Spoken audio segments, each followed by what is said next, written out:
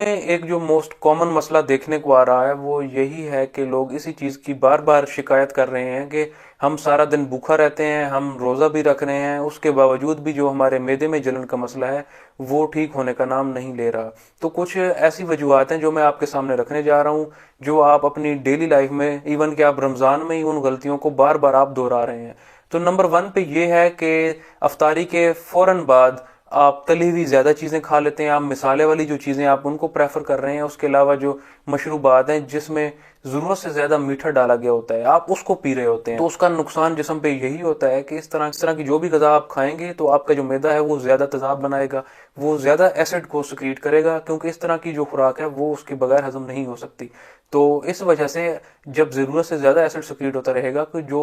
वो स्टमक की वाल्स हैं, जो आपके मैदे की जाली है, उसको भी वो बार बार टारगेट करेंगी, तो वहां पे भी आपको ये जलन और इस तरह की शिकायत आपको देखने को मिलती हैं। इसके अलावा आपकी जो खुराक की नाली होती है, जब उसमें भी वो एसिड बार बार जाता है तो वहां भी आपको जलन होने को मिलती है। इसके अलावा जो दूसरा मसला ये है कि जब इस तरह की आप चीज़ें खा लेते हैं तो जो सादा पानी का आपका इनटेक है वो भी रिड्यूस हो जाता है। और तीसरा मसला इसमें ये देखने को मिलता है कि आप खाने के फौरन बाद आप सो जाते हैं, आप एक्सरसाइज नहीं करते। अगर आप प्रॉपर एक्सरसाइज नहीं भी कर पा रहे तो एटलीस्ट आप वॉक जरूर करें, कम से कम आधा घंटा आप चलें, ताकि जो खाना आपने खाया है वो आपका सही से हजम हो सके। और सहरी में भी इस तरह की गलतियों को आप मत दोहराएं, चाहे आप ना पिएं, जितनी भी मिसाले वाली चीज़ें हैं उनसे भी आप खुद को बचाएं। सहरी के वक्त भी आप सादा गज़ा खाएं, आप उसमें अपने खुराक के साथ आप दही को प्रेफर कर सकते हैं, आप सैलेड खाएं, ताकि जो इस तरह की शिकायत हैं उनसे आप खुद ही डील कर सकें और खुद ही आप अपने आप को, जो इस तरह के मसाइल हैं, आप खुद उसको प्रिवेंट कर सकें।